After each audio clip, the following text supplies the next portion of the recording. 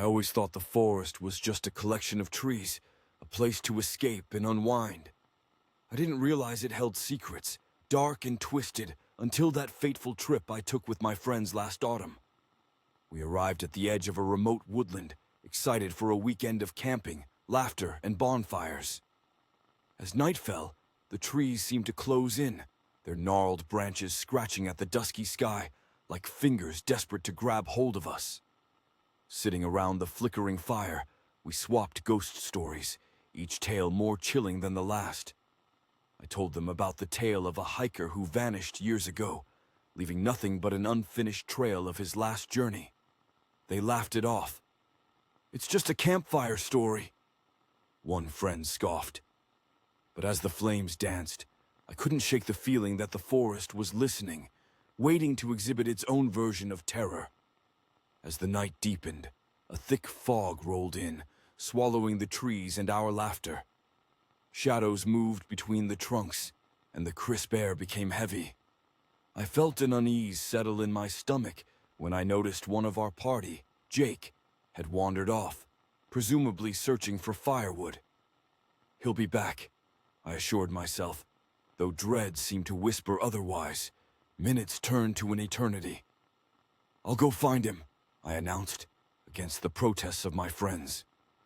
With nothing but a flashlight, I stepped into the cold embrace of the fog.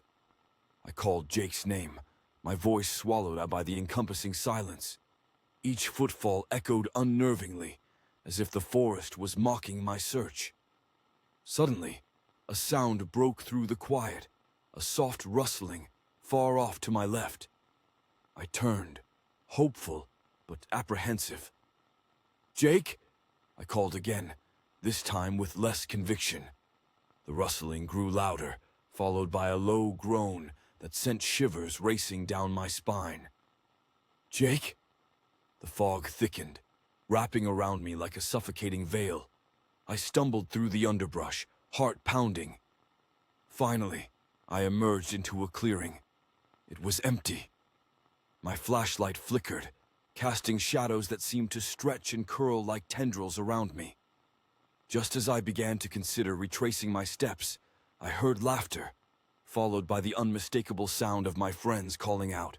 Relief flooded me, and I rushed toward the sound. But as I moved back toward camp, something felt wrong. The clearing I had entered didn't lead back to our fire. Instead, it edged towards an eerie stillness that was heavy and palpable. I turned, and panic set in when I realized that the laughter was distant, fading. "Guys!" I shouted, but silence greeted me. A haunting stillness reclaimed the forest. As I spun around, desperate to find my way, I noticed a figure standing just out of reach of my flickering light. A tall silhouette, its face obscured. My heart raced. Instinctively, I raised the flashlight, illuminating the figure. But it was gone, as if it had merged back into the trees themselves, leaving only the echo of soft, low laughter reverberating in my mind. I took off running, deeper into what felt like a maze of wood and shadow. Each sound seemed amplified. The crackling of leaves and snapping of twigs became monstrous. I knew I had to get back to my friends, but the directions escaped me. Time stretched unnaturally under the weight of night. In my frantic escape, I stumbled upon Jake, but there was something distinctly off about him.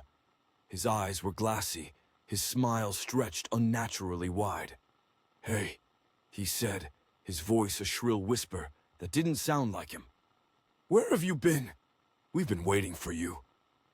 I took a step back, dread pooling in my stomach. "Jake, what happened?" Before he could respond, I felt a tight grip on my arm. I turned to find my friend Liz behind me, but her eyes were no longer filled with warmth, only fear. "We have to go, now!" The urgency in her voice was clear, but before I could react, she leaned in closer, breathless. "It's not Jake. It's not him." I spun back to face whichever version of Jake remained, but the air grew heavy, thick with a sense of impending doom. With every moment, the forest seemed to shift, shadows elongating and closing in around us. Panic surged, and the decision was made. We had to flee. We ran through the winding trees, Liz pulling me along as I glanced back to see the form of Jake trailing behind, its laughter echoing through the air, a dark, taunting presence. To our horror, we stumbled upon the fire pit, which now glowed ominously. The logs were whole, the flames absent, yet it felt wrong.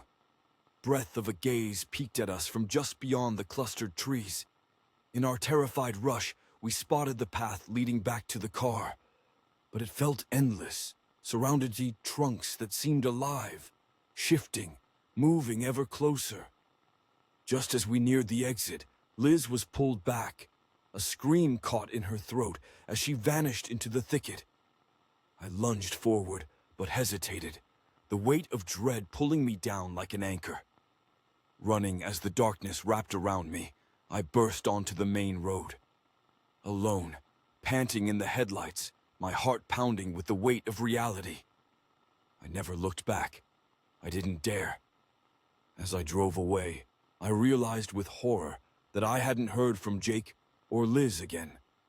Days turned into years, and the memory of that night lingered, an unspoken terror etched into my mind.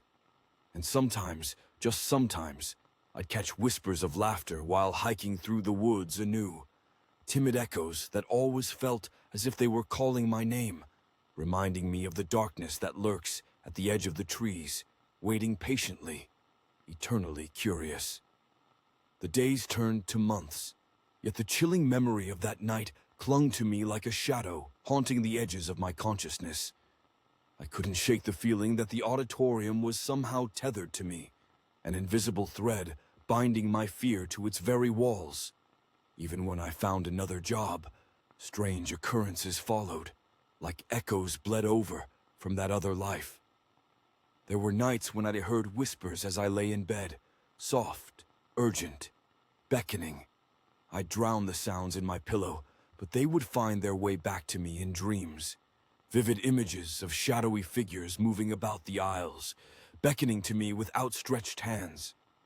I tried to reason it away, to convince myself that I was simply reliving the past. However, the overwhelming weight of dread never truly lifted. One chilly autumn evening, curiosity got the better of me. It was a few months after I'd quit, and my friends had convinced me to attend a school event in the auditorium. The fluorescent lights flickered above as we found our seats, the atmosphere buzzing with anticipation. I felt a knot in my throat as I took in the expansive room, its dark corners whispering reminders of past fears. As the performance unfolded, I tried to immerse myself in the cheer of the audience. But with the laughter and clapping came the familiar undertone of dread, a feeling that turned my stomach. I sat rigid, eyes darting over the stage, searching for the lurking specter I had evaded for so long. Midway through the show, a power outage plunged the entire room into darkness. Gasps filled the air, and I froze, a rush of panic flooding through my veins. The emergency lights flickered on, casting long shadows that clawed at the walls. The performers on stage fumbled for their cues. While some audience members laughed nervously, I felt others shifted uneasily in their seats, the atmosphere thickening with tension. Suddenly, a spotlight flickered to life, illuminating the stage as if summoned by an unseen hand. I squinted into the harsh light, and my pulse quickened. There stood a figure, cloaked in shadow, right in the center of the stage. The uncomfortable laughter turned into whispers and gasps. Slowly, the figure stepped forward, and in that moment, the audience fell silent. I blinked hard, trying to convince myself it was just a prop or an actor playing a role. But deep down, I knew better. The figure wore a face I recognized, an uncanny resemblance to the drama teacher. In an instant, it was as if a time capsule had shattered around me, the whispers, the footsteps, his voice calling my name. Rose up once more, blending into an incoherently soft chant that only I could hear. I gripped the edge of my seat, waiting for my heart to calm, but it only thrashed harder against my ribs. I was frozen in place as the figure reached out into the audience. Eyes, empty, endless voids, searching until they landed on me. My breath hitched. The moment felt interminable, stretched to its maximum capacity. The audience remained unaware of the invisible fight, locking us in a world shared only between the living and the dead. As if drawn by an invisible force, the figure started moving toward me, gliding across the stage with an unsettling grace. Its mouth opened, and I could almost hear the words flowing through the silence. "Help me," mingled with "stay," emanating from that unnatural set of lips. The breath of the audience was held in a collective gasp, the tension palpable and electric. Then, something snapped within me. I bolted from my seat, bursting through the row and dashing toward the exit, heart pounding and limbs trembling. I could feel the coldness of the air encroaching as I fled, dragging shadows with me.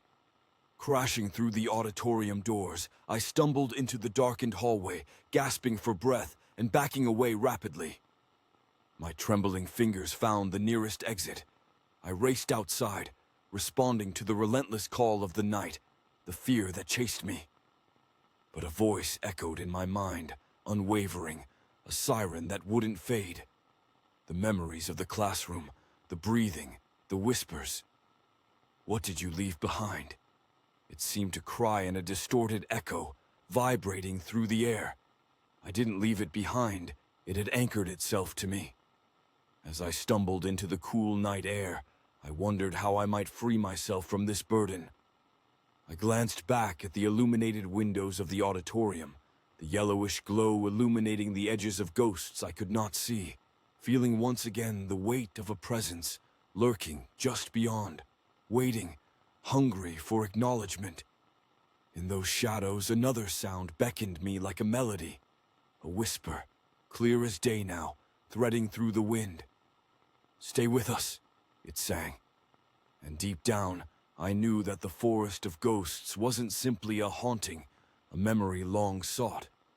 Instead, it was a message from a different plane, forever entwining my fate with those lost ties. The whispers of the forest often returned to me now, echoing through the corridors of my thoughts. I no longer resist the call. Darkness has a way of smoothing the edges of fear until it feels like home. And even now, when the wind stirs the trees outside my window, I can hear them, beckoning, reminding me that I would always belong.